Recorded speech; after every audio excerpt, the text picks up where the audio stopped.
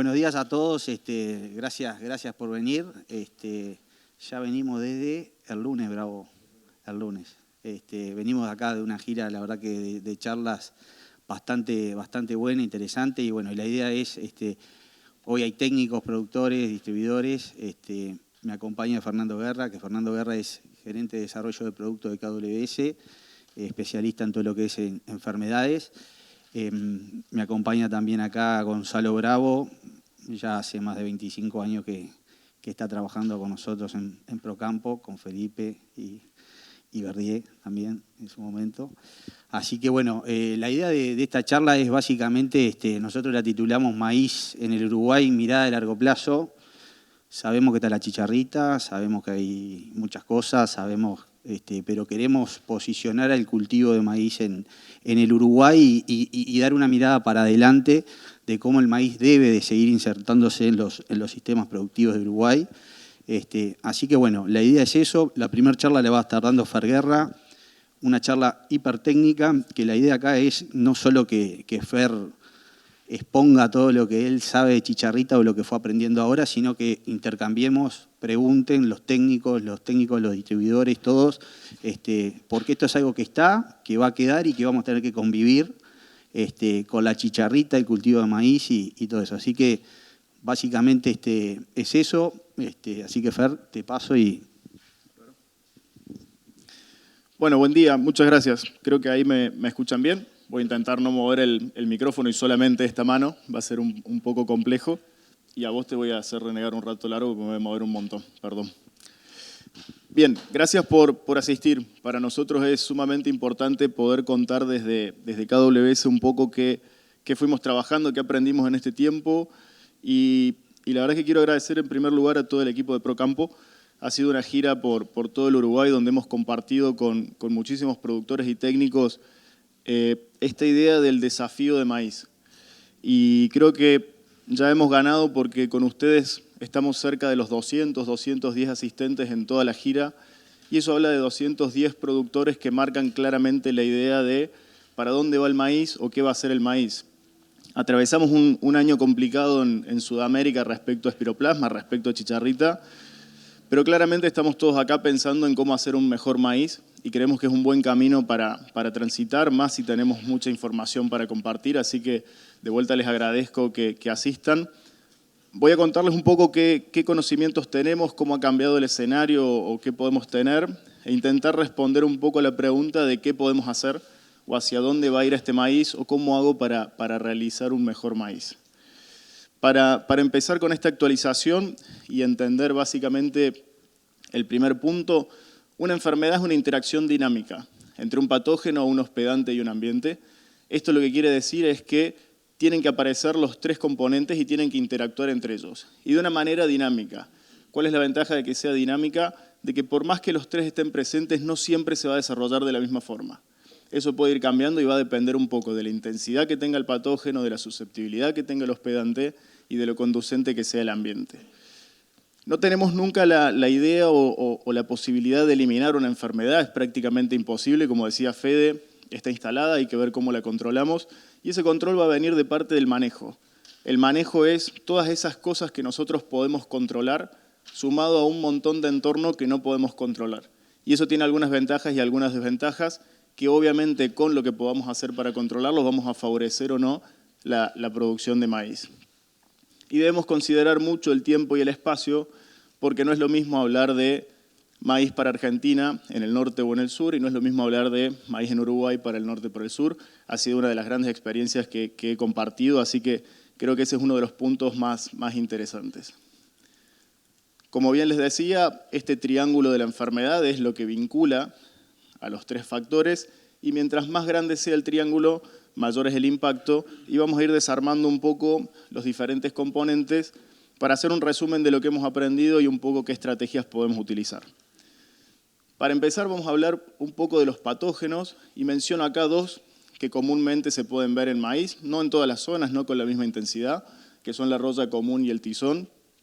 Estas dos enfermedades que casi siempre están presentes en las zonas sanitarias son dos enfermedades que nos enseñaron en primer lugar a trabajar con la genética, a tomar este desafío de hacer un maíz más sano y también empezar a utilizar herramientas como fecha de siembra, como lo que son el seguimiento del clima y también lo que son los fungicidas. Son materiales, son enfermedades que se pueden controlar de una forma fácil y que ponen un insumo más para hacer cada vez un maíz más productivo.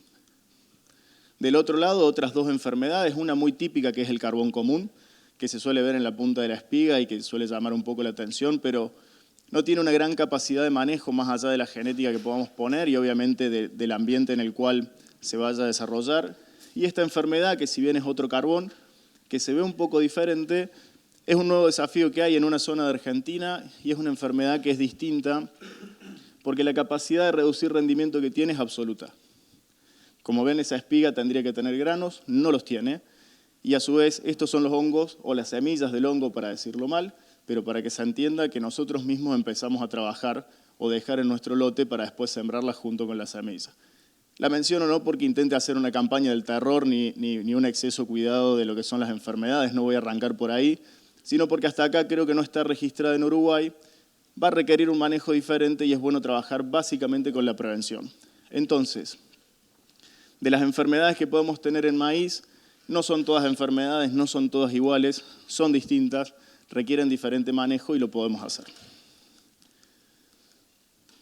¿Por qué las enfermedades son importantes en el cultivo? Básicamente porque cuando se desarrollan, y cada una de ellas tiene un momento preferencial para desarrollarse, van afectando de distinta forma lo que son los componentes de rendimiento. Algunos quitan número de granos, otros peso de grano, otros dificultan el llenado y otras incluso afectan lo que es el stand de plantas finales o de espigas finales. Por lo tanto, es interesante empezar a entender que no solamente el problema es que tenga una enfermedad, sino que estoy perdiendo rendimiento. ¿Qué es lo que pasó esta campaña en algunas zonas? Apareció esta muchacha que está acá, que ya vamos a hablar, de la cual casi todos nos hicimos expertos, por lo menos en opinar de la misma, y donde vivo yo, básicamente de hablar casi todos los días de la chicharrita, ¿sí? Para mí es una alegría y es una tristeza al mismo tiempo, una alegría porque me permite viajar y charlarlo, una tristeza porque no he tenido ninguna conversación desde el verano que no sea de la chicharrita. Entre mis compañeros, con quienes trabajo y hasta incluso con mi familia, hasta incluso cuando quisimos comer humita no había maíz y la culpa era de la chicharrita, y en algunos puntos el culpable había sido yo, aunque creo que no. ¿Qué empezó a pasar? Empezamos a ver coloraciones distintas, empezamos a ver un montón de síntomas, y eso obligó que muchas personas salieran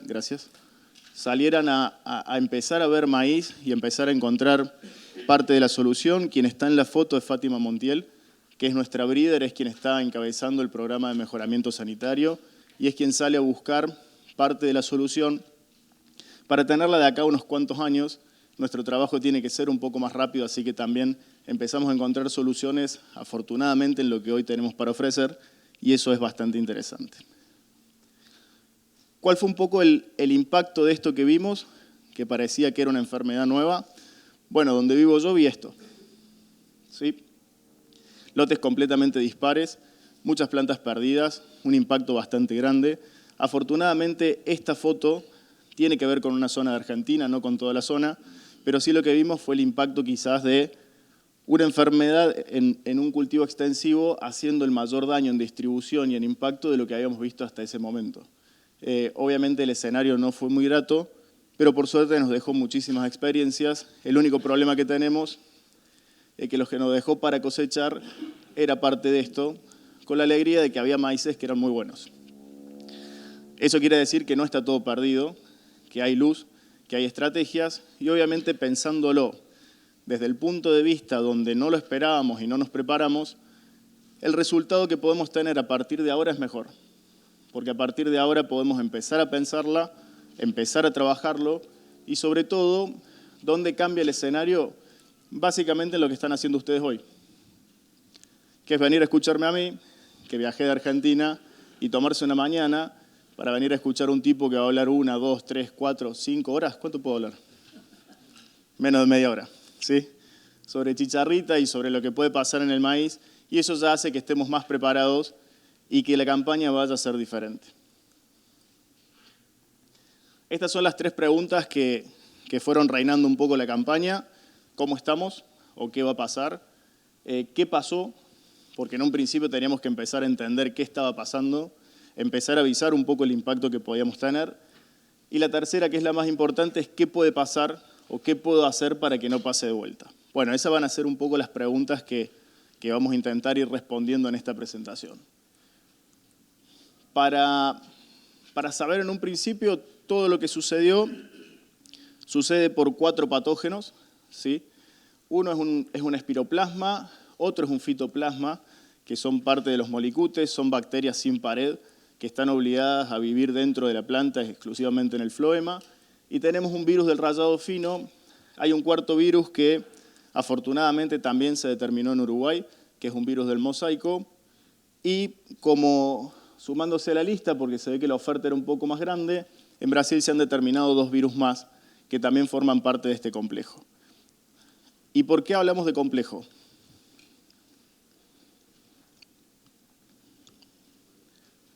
Perdón que haga silencio yo, es porque me aturdo de escucharme a mí mismo, me imagino ustedes. Y por otro lado, es para demostrar mi gran capacidad. Trabajo en la facultad hace un par de años dando clases. Me tocó dar clases en la pandemia, así que soy completamente tolerante a los silencios incómodos. Los puedo sostener de un rato bastante largo. Perfecto, son varios patógenos que hacen los mismos síntomas y los mismos daños. Entonces los agrupamos. El mejor ejemplo en los seres humanos es la gripe. La gripe son patógenos diferentes, vienen casi todos de la misma rama, no son los mismos, pero eso es la gripe, es el conjunto gripe. Y es muy positivo que sea un complejo, porque si bien uno cree que es más difícil de manejar 4 o 6 patógenos, en realidad con el mejoramiento, todo lo que sea bueno es bueno para los 4 o para los 6.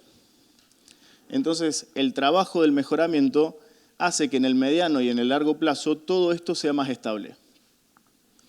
¿Sí? Por lo tanto, es una ventaja, y la ventaja más grande para Uruguay es que al haber determinado que están los 4, todo lo que han probado y todo lo que han visto bueno es bueno para los 4. No va a haber un cambio de ranking. Bien, es una excelente pregunta. Lo que pasa es que si te la respondo completamente ahora, termino la charla en 2 minutos. Sin duda, la pregunta es buena, porque en realidad los patógenos no van a cambiar y no los voy a ir a controlar yo. De hecho, yo le decía a Fede que me causaba gracia porque cuando me buscó por el puerto, me dice, bueno, vos ya tenés preparada la charla de chicharrita. Entonces yo le respondí, sí, como buen fitopatólogo hice una charla de insectos. O sea, sí, la clave va a estar mucho en controlar el vector más que el patógeno. ¿Es cómo manejar el ambiente? Exacto, es parte del ambiente. ¿Él ya escuchó la charla? No. Ok.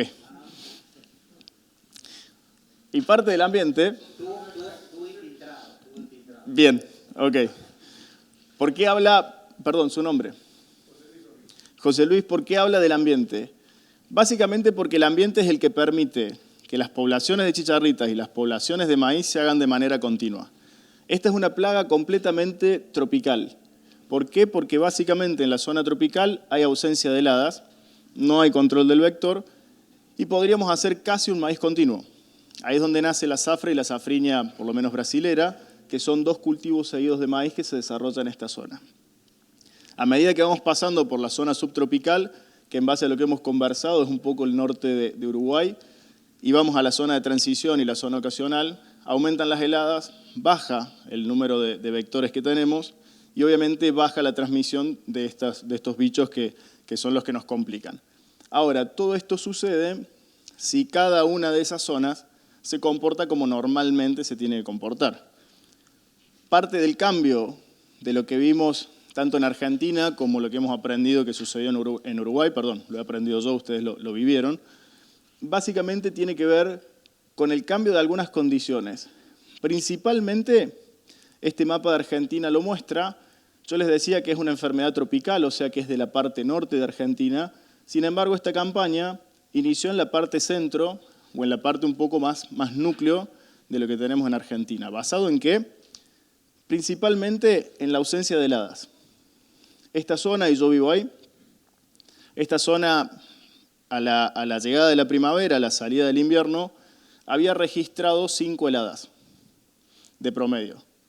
¿Cuántas tenemos históricamente? 5 veces más. Por lo tanto, de los inviernos benignos que teníamos, fuimos haciendo un carry de vectores, Fuimos ampliando nuestra área de maíz porque también la ausencia de heladas hace que podamos trabajar más tiempo con maíz y que obviamente la siembra tardía se pueda extender una semana más el primer año, 10 días el segundo año. Entonces también crecimos en la superficie de maíz, pero lo que hicimos básicamente es mudar geográficamente el origen de la plaga. Cuando decís esta zona, digo, ¿dónde es? ¿Que Córdoba, Santa Fe? Es Córdoba y Santa Fe en la parte norte. A nosotros nos pega... A ustedes les pega de manera casi lineal, ahí es donde nos encontramos. Soy muy malo en geografía y me lo han destacado en cada una de las charlas, pero soy malo en geografía argentina, ni hablar en la uruguaya que nunca la estudié. ¿Sería a la altura de Gonza? Perfecto. Ahí. Estamos en la misma latitud. No, dejarlo quieto es una cuestión de pulso que no se puede. Mi pulso permite marcar todo el Uruguay y no tiene que ver con los nervios aumenta, pero... Bien, ahora esto no es solamente un cambio geográfico del aeropuerto del cual van a salir las chicharritas, porque hasta ahí la explicación hubiese sido simple. Hay algo más que cambia acá, que es el uso del maíz. En la zona norte, cuando se inicia la población o empieza a despegar la población de chicharritas, prácticamente hay un desencuentro con el maíz. Lo que es agosto, septiembre y octubre, en lo que es la parte norte de Argentina, la zona tropical, no tenemos una alta presencia de maíz. En cambio, esta parte que está acá coincide con dos usinas lácteas que tenemos en Argentina, una que está en Córdoba, otra que está en Santa Fe. Veníamos de dos niñas, o sea, necesitábamos maíz para dar de comer. Y tenemos maíz temprano, maíz tardío, tenemos maíz súper tardío, tenemos maíz sobre maíz, y a su vez está la fiesta nacional del maíz, porque hacen maíz para consumo humano. Entonces, toda esta zona no solamente hizo que Uruguay esté más cerca del epicentro, que no es lo mismo que estar en Salta, sino que también lo que hicimos fue empezar a alimentar positivamente para la chicharrita, negativamente para los productores, lo que es la población y la transmisión de estos virus. ¿Sí? Ese fue el gran cambio. ¿Cómo se va a solucionar esto? En primer lugar, volviendo a situaciones normales, que afortunadamente yo me escapé del frío de Córdoba o de mi querida Córdoba esta semana, pero venimos de 3 semanas bastante frías y también vamos a ver un poco cómo los conteos, y Gonza les va a contar, cómo los conteos de poblaciones han bajado bastante. No todo fue chicharrita, sino que veníamos muy contentos, y yo me acuerdo en Apresid del año pasado, una de las preguntas es, viene el gran boom del maíz porque se va la niña, viene un niño. El niño se portó bastante mal, es como mi hermano más chico, hizo casi todo lo contrario y nos dejó quizás la misma cantidad de agua pero puesta de manera diferente. Tuvimos estrés continuos en momentos muy críticos, tuvimos la cantidad de milímetros, pero a su vez lo que no fue espiroplasma estuvo rodeado por estrés térmico y eso también hizo que la campaña de maíz en general baje la expectativa o baje el potencial. Ya habiendo hablado y habiendo hecho un poco una introducción de los patógenos, pasamos al ambiente. Ese ambiente reinado obviamente por la chicharrita. El ambiente no es solamente el clima, no son solamente la cantidad de milímetros que tenemos, sino que también tiene que ver con todo el entorno que vamos haciendo en la transición o en el desarrollo de maíz. Y Dalbulus maidis es la única especie vectora de todas las chicharritas que tenemos en maíz que es capaz de transmitir estos 4 patógenos. ¿Sí? Esa idea de un solo vector habla obviamente de la especificidad y el desarrollo durante miles de años de un sistema que tiene que unir 4 patógenos, un vector y un cultivo. Es una especie completamente americana que está en la zona subtropical y en la zona tropical y está asociada estrictamente por maíz, identificada claramente por esos ojos de caricatura que no son los ojos. O sea, cuando no hablen con un fitopatólogo como soy yo y hablen con un entomólogo, no cometan el error que dije yo de sí, la que tiene los ojos grandes, porque me dijo eso no son los ojos. Son simplemente 2 manchas que lo que hacen es que los predadores piensen que tiene unos ojos así de grandes, pero en realidad es parte del diseño que tiene. Es una especie completamente americana y se desarrolla enteramente en maíz. Eso quiere decir que solamente puede comer, habitar y reproducirse sobre maíz, porque en ese sistema tiene hecha todas las condiciones que necesita. Ahora ustedes me van a decir, como me dijeron en todas las charlas, que la vieron en algunos verdeos, o que todavía cuando la luz a la noche y el día está más o menos cálido todavía la ven. Sí, está intentando solamente sobrevivir al invierno. no está tomando agua, no está comiendo y menos reproduciéndose. O sea, lo que está ahí es simplemente un reservorio que lo que está haciendo es pasar el invierno, está hibernando. O sea, todo lo que estamos viendo ahora es interesante poder saber cuánto hay, es mejor saber cuánto va a quedar, pero tenemos la claridad de que no se puede reproducir si no está en maíz. Y transmite de una forma muy inteligente a los patógenos de manera persistente y propagativa. ¿Qué quiere decir persistente y propagativa? Que, en primer lugar, y dato no menor, las ninfas que nacen de huevos nacen sanas, no son portadoras. O sea, todo esto no pasa huevo. Nacen sanas, tienen que picar floema, en el floema toman los patógenos, estos ingresan al sistema, ahí se multiplican y a partir de ahí infecta de manera continua. Hay otra forma que es persistente pero no propagativa, que es que lo tome y se limpie el estilete y lo deje. Y lo tenga que tomar y dejar. Desafortunadamente esto lo hace de manera muy eficiente, pero lo importante es que las ninfas nacen sanas.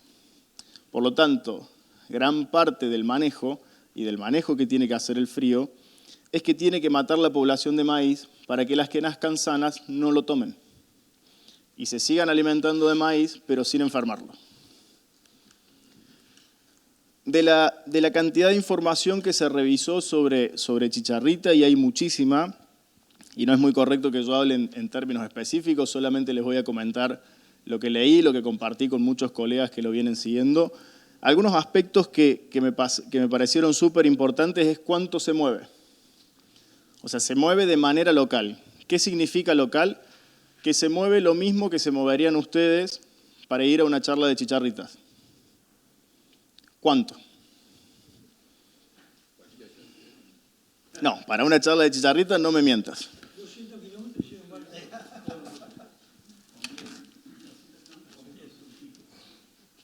¿200 kilómetros con viento? No, con viento no. 200 kilómetros lo haces si hay asado. 20 kilómetros es exactamente lo que prefiere hacer.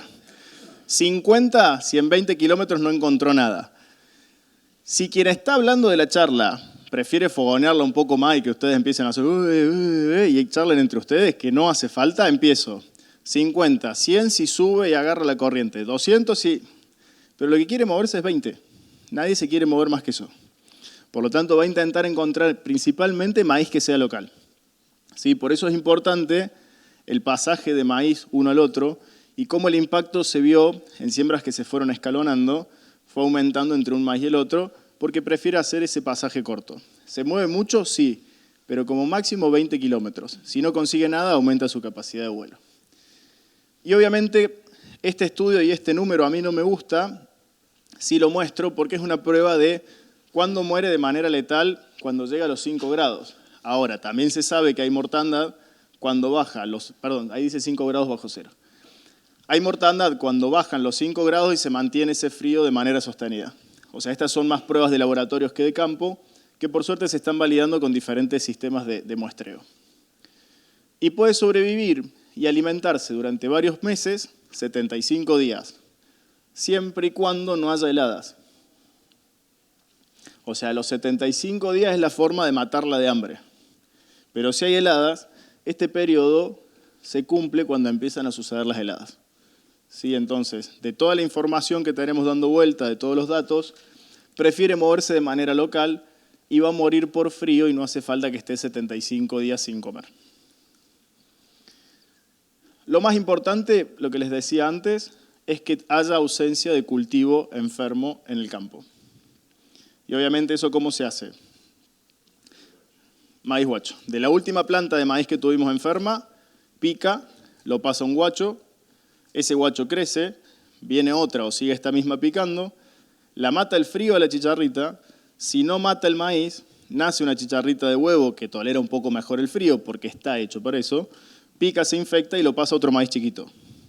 Entonces lo importante de lo que podemos manejar, como no manejamos el frío, aunque todos mis rezos al dios frío vienen funcionando bastante bien, lo que sí funciona es que dejemos maíz sano o no dejemos maíz. Lo más fácil es no dejar maíz, ¿sí? Situaciones positivas que cambiaron de la campaña pasada esta en Argentina es que tenemos una red nacional de monitoreo. Es importante no solamente por la red en sí misma, sino que también lo que hizo es que se empiecen a juntar entidades como Presid, como CREA, el mismo MAISAR que nos reúne a todas las empresas. O sea, estamos todos mirando esto. Eso es muy importante y lo que terminó saliendo es una red de muestreo. Esa red de muestreo lo que nos da es la información de cuántos adultos se están viendo en cada sitio. ¿Eso es importante ahora? ¿En sí mismo? No. Porque no me interesa cuántos entran al invierno. Es un dato anecdótico e interesante para analizar si el invierno está funcionando bien, pero me interesa muchísimo cuántos salen del invierno. Y lo que me interesa mucho más es que los puntos de este mapa se mantengan o aumenten. Porque este trabajo es bastante artesanal. Es leer trampas pegajosas, que créanme que no lo quiere hacer absolutamente nadie. Entonces, es muy importante que esta red se mantenga con los 265 registros, si puede aumente, y acá punto a favor de Uruguay. Se están organizando, se van a alinear a la experiencia de lo que está haciendo Argentina, pero su muestreo va a ser cada 2.000 hectáreas o 1.500. Sí.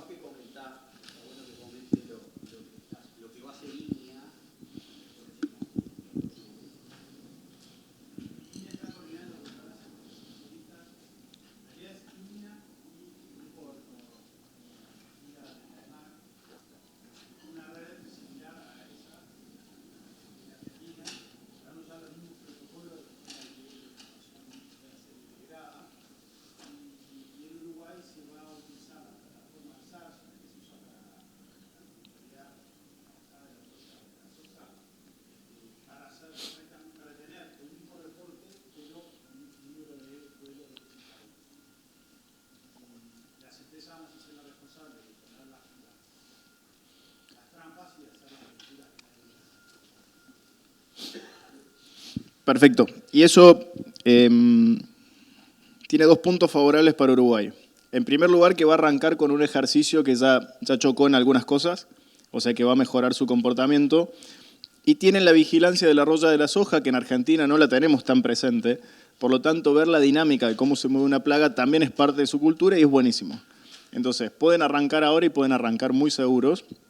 Y a su vez también en esta gira hemos escuchado muchos productores que tienen su monitoreo también, utilizan las trampas normalmente, o sea, es un ejercicio en el cual quizás estén mejor que en Argentina, lo cual da más seguridad comparado con la campaña pasada. Uno de los puntos importantes es su control químico y su control biológico, del cual corresponde mejor acceder a la información de las empresas que desarrollan insecticidas porque ellos lo han probado, se han acelerado un montón de registros. Es sumamente importante que las empresas que hacen la parte química tengan este foco. Yo lo que sé es que en la situación de Argentina los productos que se están habilitando son los que mejor controlan, son los que más eficacia tienen, están trabajando básicamente con neonicotinoides. No están permitiendo los productos que tienen altísima toxicidad y que son de volteo completo, lo cual desde mi punto de vista es mejor, porque ya tenemos experiencias de matar todo y que el rebote sea más grave. Por lo tanto, es interesante. Brasil juega un poco a matar todo, lo tiene dentro de su cultura. Para nosotros es interesante manejarlo con productos que hagan la promoción de los controladores biológicos en sí mismo y a su vez también consideramos que en base a los fríos y la situación vamos a arrancar con una presión más baja que la de Brasil. Por lo tanto, no hace falta acceder a aquellos productos que hacen un volteo completo. Punto importante, si no están muy acostumbrados al uso de los biológicos, funcionan, tienen buen comportamiento. Las empresas de biológico han salido a ofrecer muchos productos con mucha información. Ahora hay que ver culturalmente cómo manejamos biológicos. En Argentina los biológicos se utilizan mucho, aparte de la agroecología, en los cultivos intensivos, porque tenemos que hacer carga y no tienen la misma inmediatez o control rápido que los químicos. Entonces no podemos exigirle lo mismo. Si uno le pregunta a un brasilero que esté acostumbrado a trabajar, recomienda químicos y biológicos al mismo tiempo, empieza a hacer esa carga y logra un gran control. De mi parte, más allá de entrar en sí mismo sobre los productos, sí creo que hay dos cosas que hay que tener. Una es criterio.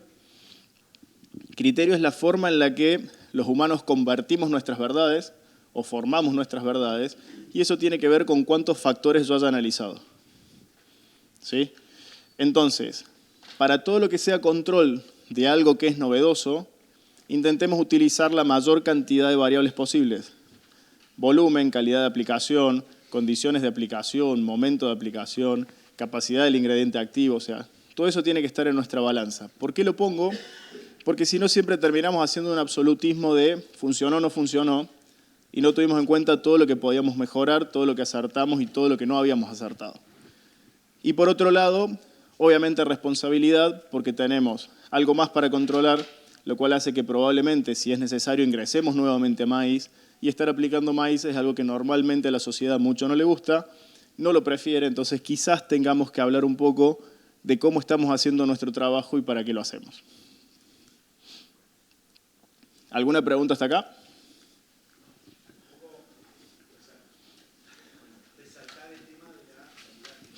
Sí.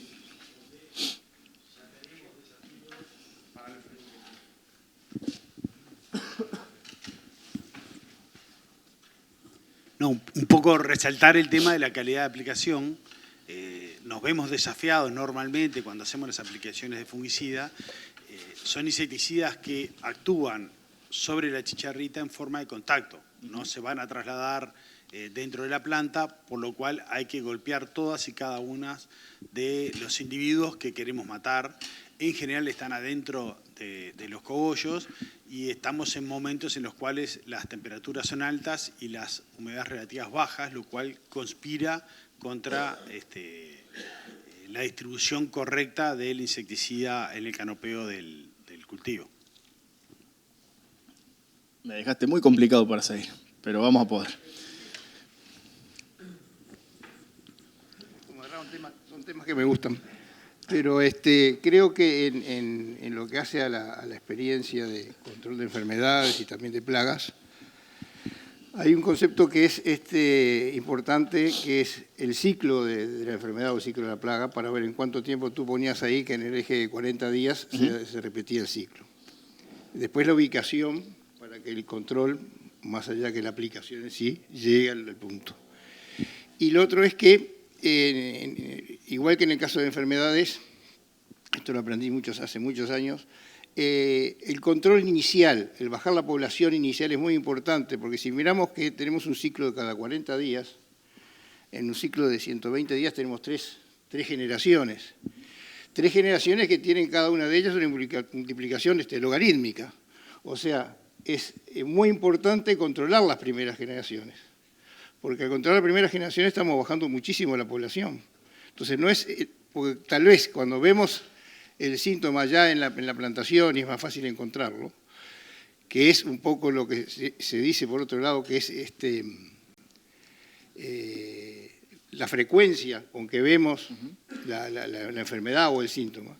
Es importante hacer un monitoreo temprano para bajar rápidamente la población inicial, porque no es lo mismo pelearse contra 10 que después tener que pelearse contra 1000 y después pelearse contra 1.000.000. Entonces ahí va parte de la eficiencia. Si nosotros logramos, aunque sea un 50% de control en la etapa inicial, es lo mismo que tener un 90% capaz que en la segunda generación. Entonces, para mí ese es un tema muy importante.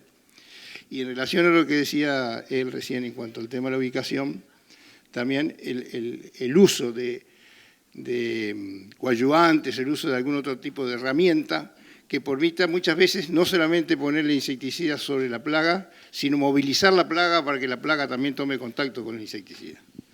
Que para eso hay herramientas, y se usaban herramientas muy sencillas, igual que para el control a veces de arañuelas, de lagarta de cogollo y demás, para que haya movilidad.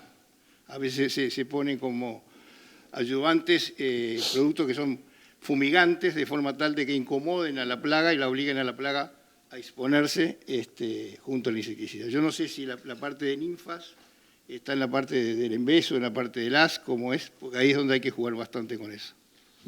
Impecable, realmente impecable los dos comentarios, porque va a ir un poco más por ahí, va a ir un poco más por la calidad que por el producto en sí mismo, o mejor dicho, la calidad del producto va a estar en la aplicación en sí misma.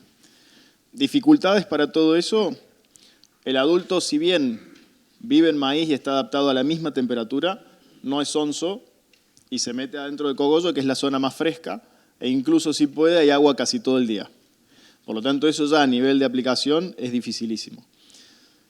Y en el aprendizaje milenario que tiene, decidió poner las ninfas en la parte de abajo. No solo por calor, sino por una estrategia muy simple. El floema que está en la cara de abajo de la hoja está más accesible y más tierno. Por lo tanto, para quien no come con cubiertos, poder comer con la mano y más fácil, es simple. Sí, entonces tiene un acceso mejor. Por lo tanto, sin duda, va a haber mucho de la calidad de esa aplicación que es importante.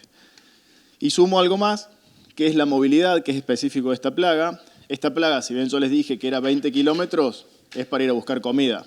En el día, con un lote verde, salta, se mueve. De hecho, el monitoreo tiene algo complejo, que es que se mueve cuando aparece la sombra. Yo no lo hice, porque soy bastante vago, pero quien evalúa esto está agachado prácticamente todo el día y dándole el sol en la cara porque no puede hacer es realmente un trabajo bastante interesante. Gran técnica que utilizan los brasileros es, prefieren aplicar temprano a la mañana porque se mueve menos, prefieren utilizar la noche aplicando porque con las luces del tractor se atraen más. Son pequeños porcentajes que hacen la diferencia, pero la gran diferencia es que hacen primero la cabecera y después, si pueden, hacen una segunda cabecera. ¿Por qué? Porque con ese corralito logran que en ese movimiento no se escapen del lote sin tener contacto con el producto. Muchas veces en Brasil hacen 8 aplicaciones de cabecera y 4 de lote. Porque si uno arranca el lote y cierra con cabecera, se corren todas para la derecha, comen de aquel lado, vuelven para este lado. Son pequeñas cosas que son interesantes tenerlas en mente para poder tener un mejor control. Como bien decían recién, el momento importante es desde la emergencia hasta B2, es cuando la planta es más susceptible, donde cuando más infecciones tenga y más carga tenga, mayor es el daño, mayor son los síntomas y mayor es la pérdida que puedo tener. A medida que la planta crece, va aumentando su tolerancia o va resistiendo mejor esa población y son menores los daños. Esta ventana, que se habla normalmente, la ventana crítica desde la emergencia hasta B8, tiene que ver con la tolerancia de los materiales. Los materiales que toleran un poco más probablemente tengan la ventana más chica, por lo tanto el punto eficiente de eso es que tengo que tener cuidado menos tiempo o que tengo que controlar menos tiempo. Los materiales que son más susceptibles o que se enferman más tienen la ventana más grande. Que eso también es algo que hay que tener en cuenta, porque en la ecuación teórica brasilera de 8 aplicaciones, donde vemos inviable un maíz, bueno, necesariamente quizás son 2 o ninguna. Dependerá mucho de cómo venga la población y cuánto control pueda tener. Algo interesante a destacar son 2 conceptos. Pongo en primer lugar resistencia y lo pongo entre comillas, porque la resistencia se habla normalmente o teóricamente cuando hay lo más próximo a una inmunidad, que es que no le pase nada. En enfermedades es casi imposible tener resistencia absoluta, pero sí se habla de la resistencia de cuánto se enferma o cuánto síntoma tiene. Un híbrido resistente se enferma menos, un híbrido susceptible se enferma más, presenta más síntomas. Y el otro concepto es la tolerancia, que la tolerancia es cuánto le cuesta estar sano o cuánto le cuesta estar enfermo. El ejemplo más claro para mí es la mutualista, ¿lo dije bien? En Argentina es obra social y en la primera charla que dije obra social pensaron que era de UNICEF. Y no, hablaba un poco de ese costo. Si la mutualista que planeo poner a una persona adulta, se la pongo a un adolescente que es prácticamente inmortal, estoy gastando más plata para tener a alguien sano. Si la mutualista básica se la pongo a una persona adulta, me va a salir muy caro cuando esté enfermo, porque voy a tener que empezar a poner todos los seguros o las diferencias. Eso nosotros lo trabajamos normalmente con enfermedades de manera lineal. De manera lineal quiere decir que mientras más se enferma, más pérdida de rendimiento tiene. Esta era la escala que se utilizaba tradicionalmente y la marco porque recién en el grado 3, que es este que está acá, se consideraba históricamente que empezábamos a tener merma de rendimiento.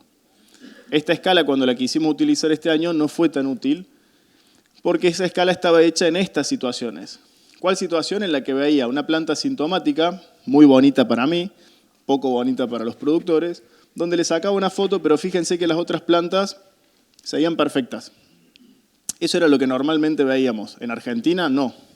Esto era lo que normalmente veíamos en el NEA y en el NOA, que es la zona que más presión tenemos. Podían ser amarillas o podían ser rojas, y acá entra un poco la discusión si es uno o si es otro. En lo personal no me importa. Si están los 4, todo bien, y si está uno solo me da lo mismo. Esto no está bueno y yo lo tengo que eliminar.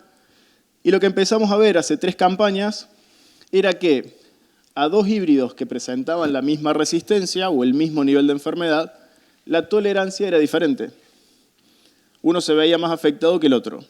Entonces empezamos a trabajar internamente con el equipo en no solamente mirar cuál se enferma más y sacar los malos, sino de los que se enferman menos, cuáles son los que más rinden. Porque en definitiva la ganancia completa iba a estar por ese lado. Entonces, en ese momento, lo que hicimos fue, y esto es la campaña 22-23, en el sitio tenemos 2 ensayos de los 22 que están en zona de alta presión o de presencia en ese momento. Escoreamos todos nuestros materiales. Los híbridos que están en naranja son híbridos que forman parte del portfolio de KWS en Argentina. Los híbridos que están en rojo y en amarillo son checks, son materiales de la competencia que utilizamos para saber cuánto podemos mejorar.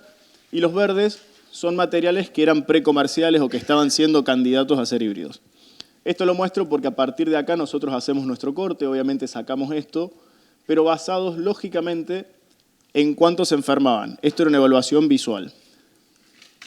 Lo que sumamos fue la evaluación de la tolerancia, o sea, cuánto le costaba ese nivel de enfermedad. Entonces, teníamos híbridos como este, donde las barras oscuras o naranjas es lo que nosotros cosechamos de la franja.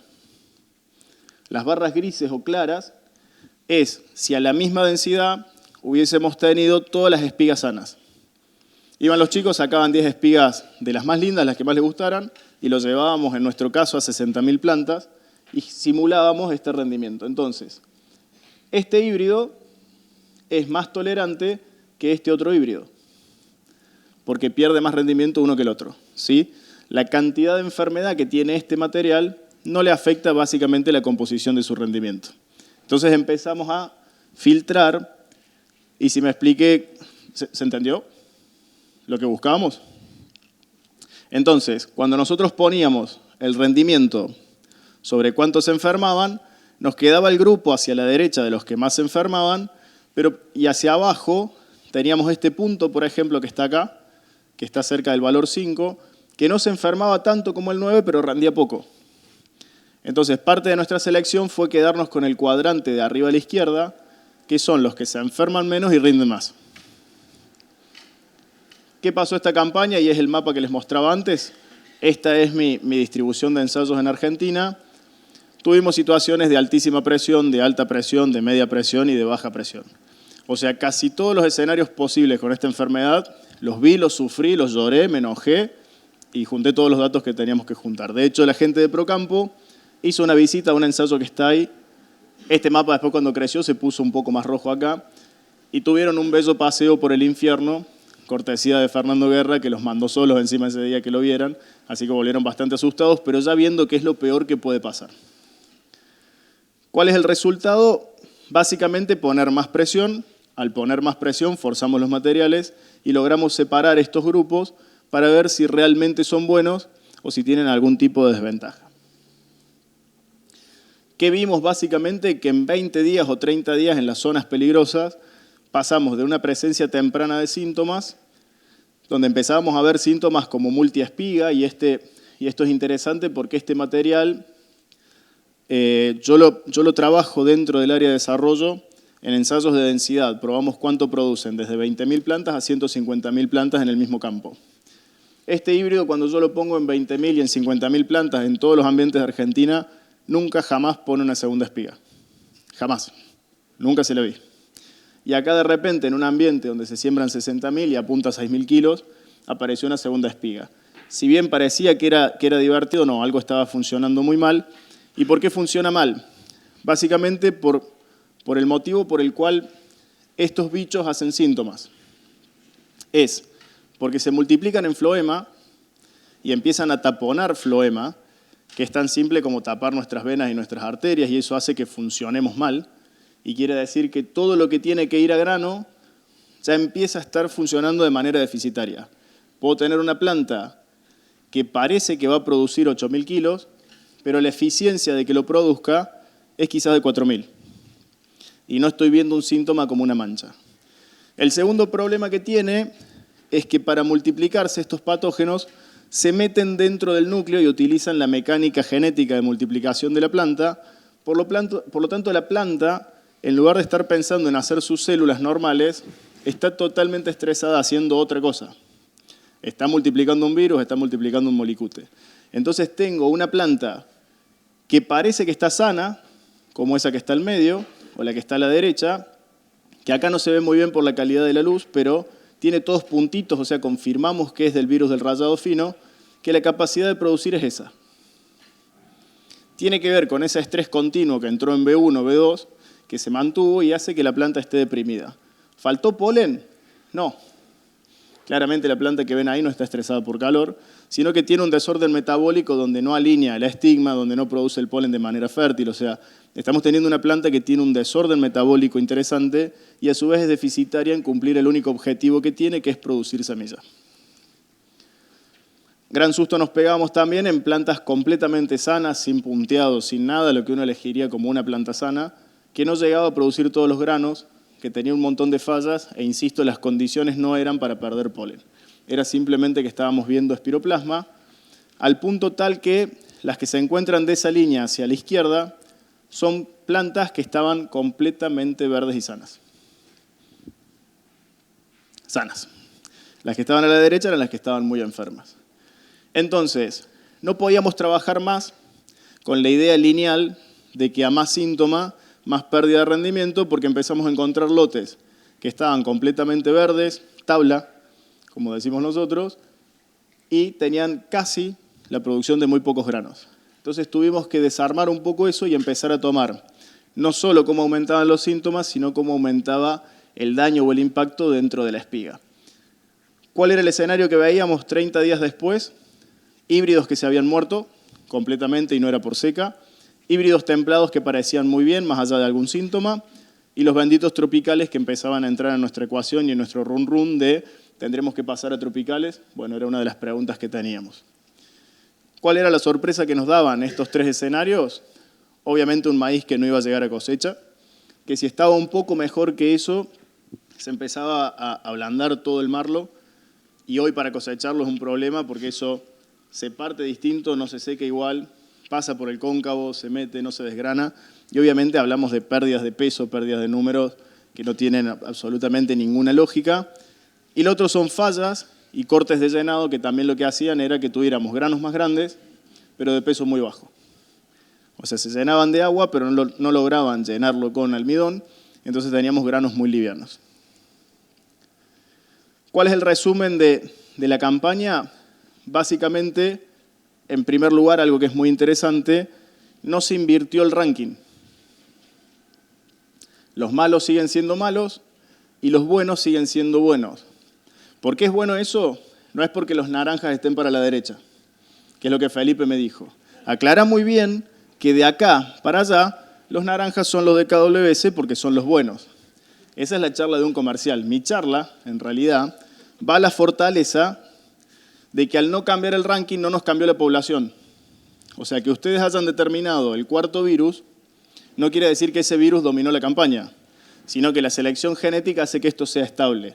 O sea, podemos continuar por este camino, salvo por una cosa. A Felipe le gusta mucho el 959, que es un muy buen híbrido.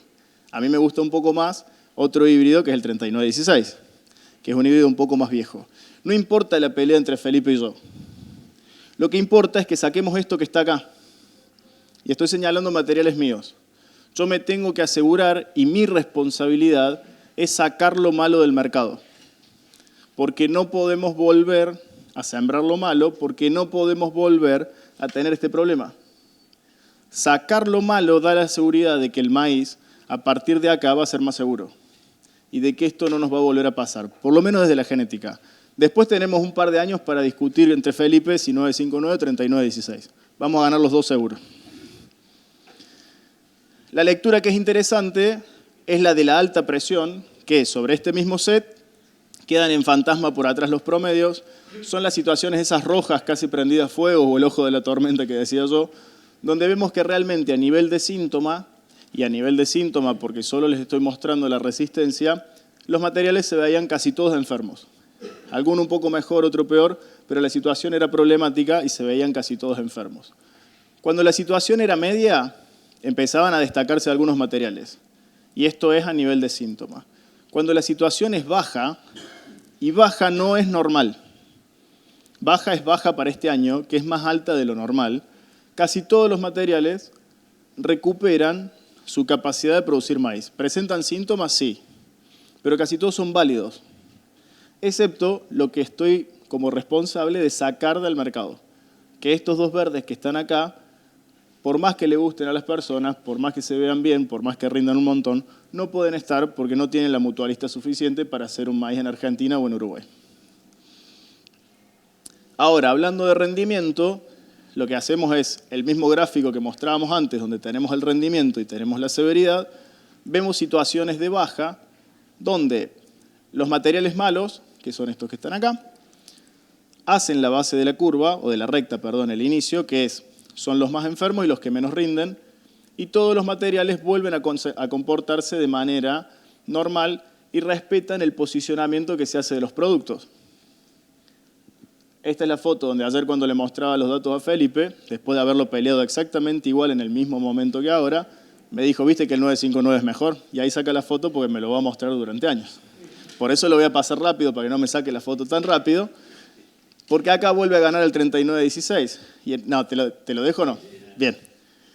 Entonces, en esta situación donde la presión es media, seguimos viendo que los malos hay que sacarlos del mercado, que la producción es normal y que el posicionamiento de los productos es distinto. ¿Sí? O sea, tenemos que empezar a trabajar sobre cuál va a ser nuestro planteo. Algo que no les mostré que es sumamente interesante, no, lo voy a mostrar después cuando termine de ver todas. Sí.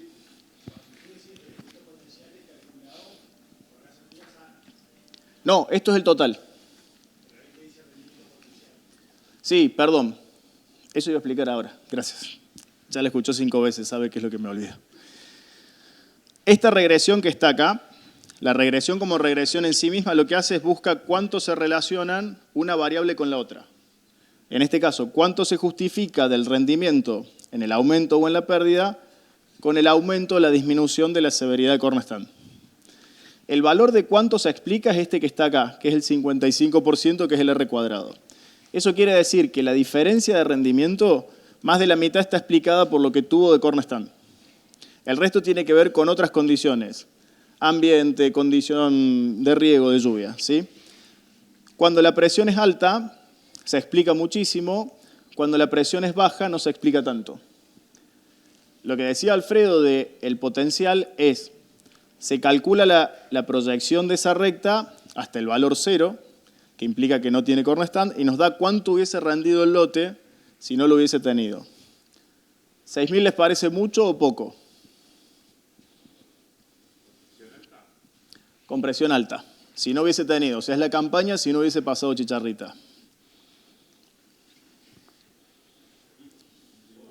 Poco, porque si bien ustedes no conocen el lote, este lote es un lote que yo asesoro que tiene que ir a 12.000.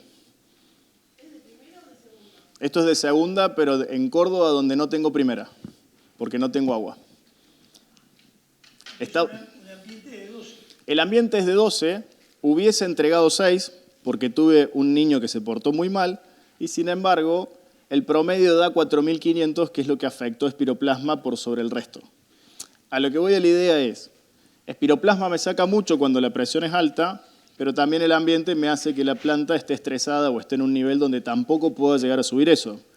Cuando yo me vuelvo a baja, fíjense que el rendimiento potencial es 8 y este ambiente también es de 12. O sea, el ambiente ayudó a que la planta, pese a que tenía espiroplasma, en menor medida funcione mejor. Ahora la idea es, cuando aumentan la presión, se nos van cayendo la cantidad de híbridos que puedo usar. ¿Sí? La pregunta que muchos de los periodistas me han hecho desde que apareció la chicharrita, menos la periodista que está acá, que no me hizo esa pregunta y ha sido muy inteligente la entrevista, porque normalmente era, Chicharrita fue el tema. ¿Sí? Fue el tema. No había ningún tipo de contacto con un productor, un periodista que no fuese Chicharrita. Y la primera pregunta era, Fernando Guerra, buenas tardes, gerente de desarrollo. ¿Cuál es el maíz de KWS para sembrar? A lo cual yo le decía, no puedo recomendar uno, porque funcionan diferente. La pregunta es cuánta presión voy a tener. ¿Por qué? Porque de vuelta, si la presión es baja, puedo jugar con todos y hacer un posicionamiento en base a lo que normalmente se exige a un maíz. Lo que normalmente se exige a un maíz es, con la mutualista correcta, ahora necesito que rinde, que sea estable, que tenga el ciclo, que los agronómicos sean buenos, que la composición de rendimiento, que el insumo tecnológico, que la respuesta al nitrógeno, o sea, lo que normalmente hablábamos. Entonces, en baja puedo recomendar mucho, en media puedo recomendar un poco menos y depende un poco de la expectativa y el planteo si es defensivo o si es ofensivo. Y en alta puedo representar un poco menos, entonces tenemos que posicionar diferente. Ahora mi pregunta es, ¿cómo va a ser el ambiente que ustedes tengan?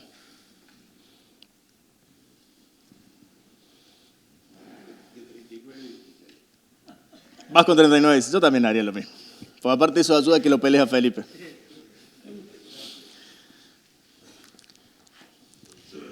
El escenario es incierto, ¿sí? Va a depender mucho del clima, no sé quién lo dijo. Va a depender mucho del clima. Ahora, en términos muy generales, vamos a tener dos opciones que son extremas. Sí, pero aparte de eso, en tu temprana y en tu tardía, vas a tener dos opciones extremas. Una es que suceda lo que normalmente sucede. ¿Sí? ¿Qué es lo que pasa siempre? Excepto el año pasado. Eso ténganlo en mente. Eso sería la situación gloriosa. Que todo vuelva a cero y que pase lo de siempre. ¿Qué es lo que normalmente pasa? Lo que normalmente pasa es que si hoy somos 26 de julio, si el 26 de julio del año pasado Felipe hubiese puesto, mañana viene Fernando Guerra a hablar de espiroplasma, de todos ustedes vienen 5. Porque no tiene sentido, este muchacho está loco y Felipe también. Porque no era importante. ¿Sí? Entonces, el escenario posible es que vuelva a pasar lo normal. No lo creo. El peor escenario es que vuelva a pasar lo del año pasado. Que es que no planeemos una campaña, que elijamos mal, que no hayamos aprendido nada y sembremos lo mismo de la misma forma, cuidándolo de la misma forma. Eso tampoco creo que va a pasar. ¿Peor que el año pasado se puede estar? No. Porque no hicimos nada.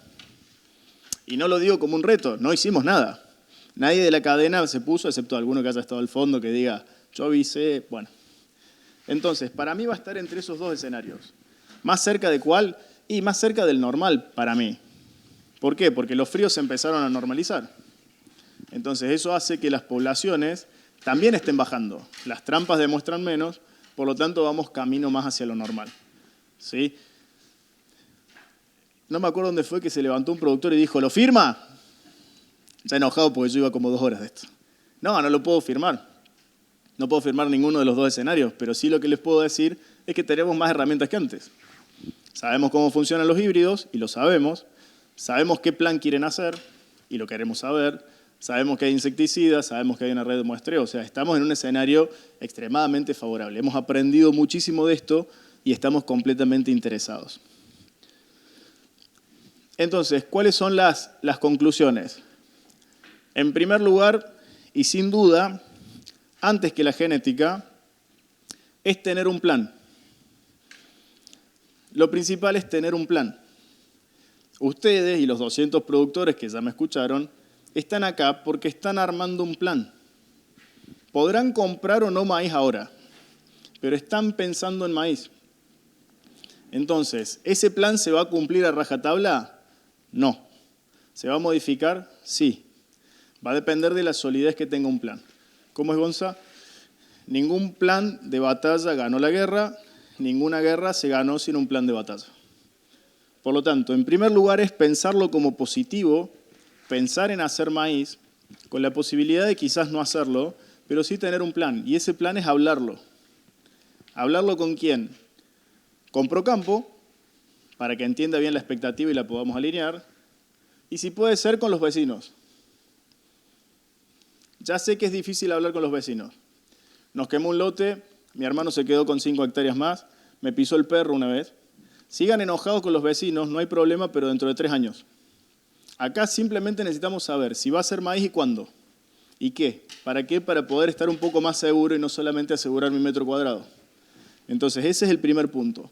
El segundo es usar la mejor genética tolerante a corn stand, que espero que si haya sido lo suficientemente claro, no es el híbrido más sano, es el híbrido que mejor pueda poner para la situación que pueda tener.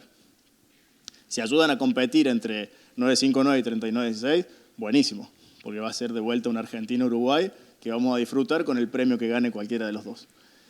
Vigilar la presencia de chicharrita al inicio del cultivo. Para esto, a diferencia de lo que era la campaña anterior, ya tenemos una red de monitoreo, ya tenemos productos habilitados y ya sabemos que no nos podemos ir de vacaciones después de sembrar, que nos tenemos que ir de vacaciones después de B6.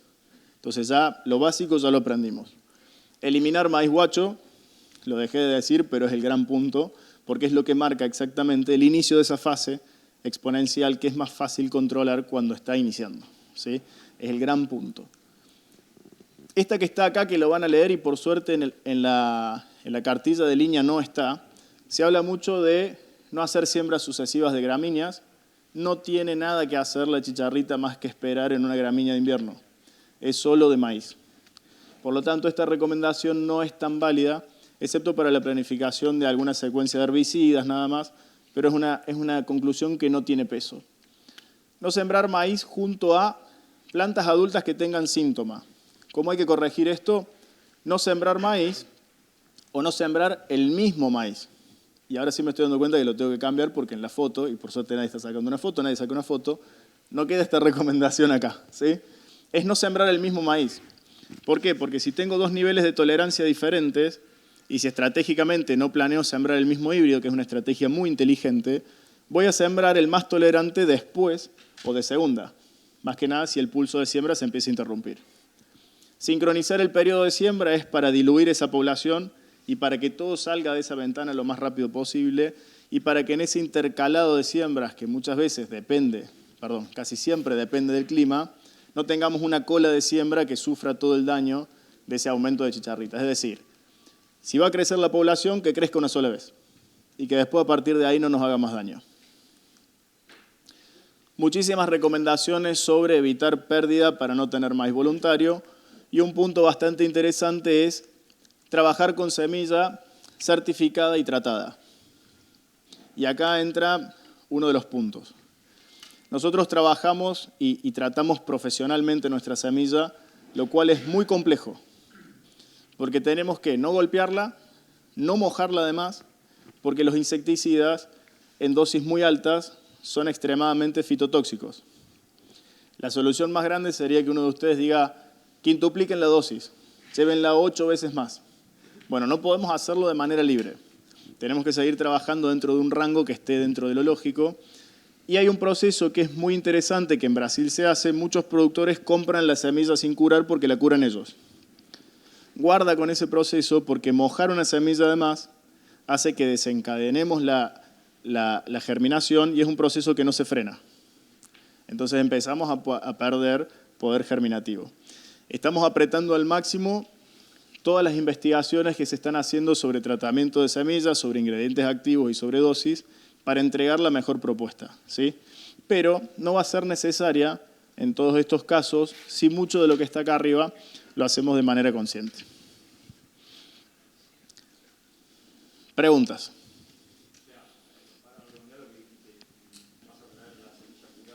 Espera, Juaco.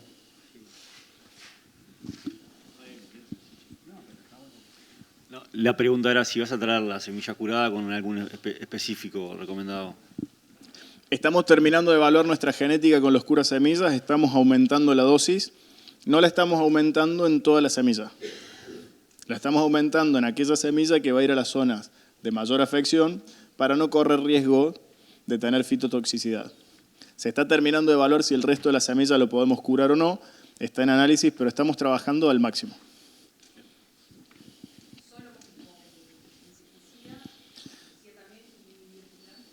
Bioestimulantes lo estamos trabajando en una dosis en la cual podemos ponerlo.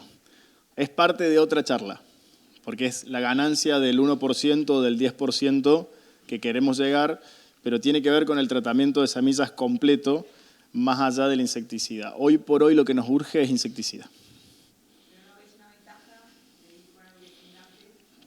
Sí, sí lo veo.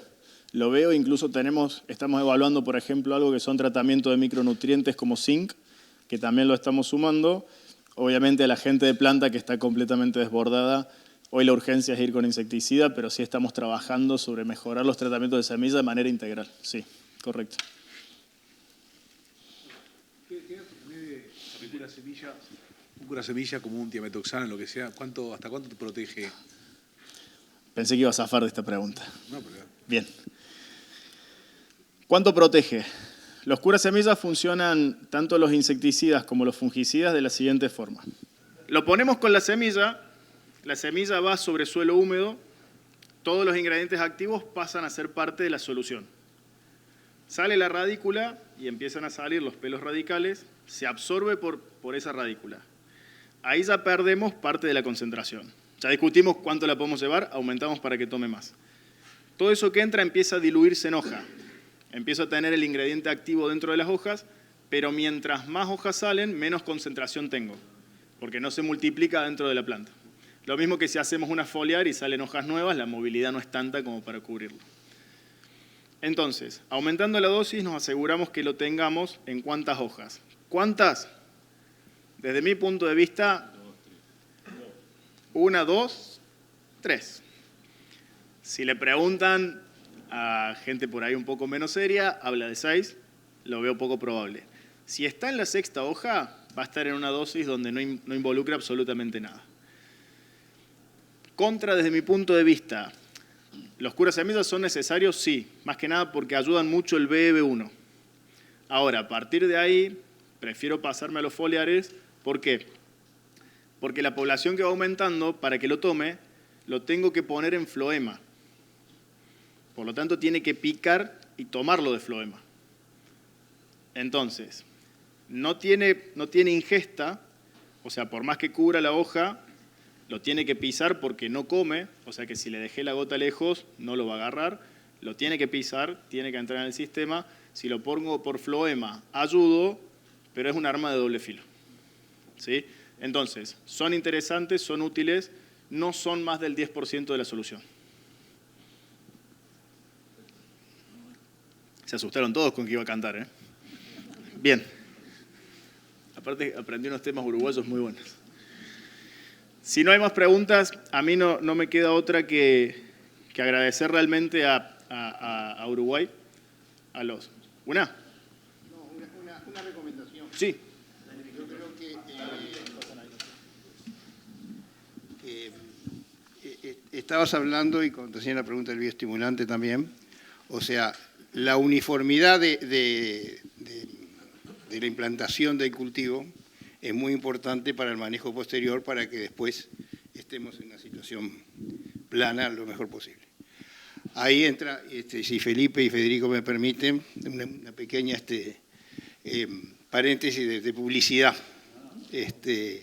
Ahí yo entro en la parte nutricional, cosa que me parece muy importante, porque vamos a homogeneizar ese cultivo, vamos a hacer que tenga un arranque vigoroso, fuerte, y que después durante el cultivo evitemos las fertilizaciones de shock, ¿tá?, que producen algo de lo que tú mencionabas hoy, de que esos huevos, ninfas, se crecen del lado abajo de la hoja, donde hay exudados, donde a veces esas aplicaciones de urea demasiado fuertes provocan eso, y ahí entra a manejar un concepto que no es en este momento, pero que lo tengan presente, que es lo que se llama la trofobiosis, que es el estado nutricional del cultivo, y es como un deportista, que tenga una nutrición equilibrada, y no que coma mucho un día y nada el otro día, y que coma un poquito de cada cosa, más almidón, más proteína, más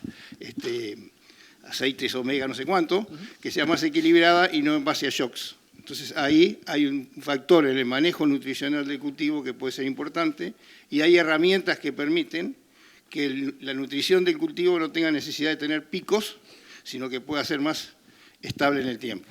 Ese es otro factor que me parece que en las recomendaciones, implantar un cultivo homogéneo, tener un estado vigoroso, homogeneizar para los tratamientos posteriores y evitar ese tipo de situaciones.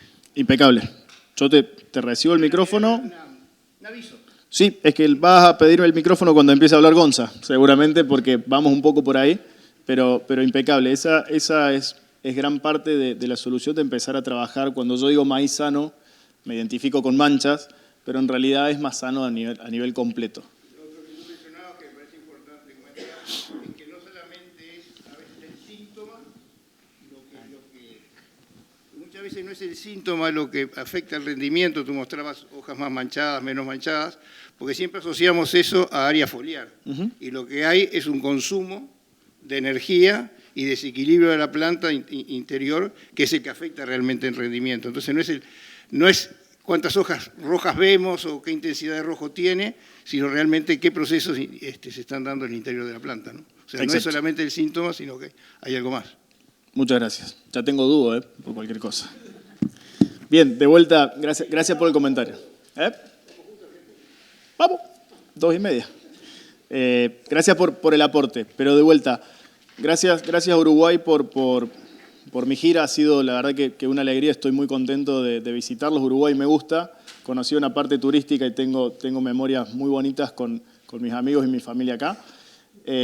Gracias a Procampo, sinceramente, muchísimas gracias a todos. Algunos se me va a perder, los veo. Gracias por compartirse y por mostrar lo excelentes profesionales y personas que son. Me he sentido extremadamente cómodos y me han atacado 200 productores con el tema más picante de la campaña, lo cual para mí no es menor. Y también gracias por venir a escuchar un poco cómo hacer mejor maíz. Gonza ahora va a hablar un poco de eso. Y creo que eso es interesante, no solamente como productores, sino también como latinoamericanos. Me da un poco de tristeza escuchar que puede haber una Latinoamérica con superficie cero de maíz. El maíz es nuestro, nos nutre desde que somos chicos. Es parte de lo que hacemos y lo hacemos muy bien. Somos muy buenos generando maíz, así que la invitación, aparte de volver a agradecer, es que sigan sembrando el éxito, que sigan exigiendo, que sigan preguntándonos mucho cómo hay que hacerlo mejor, porque la verdad es que es la actitud que hay que tener. Así que muchas gracias.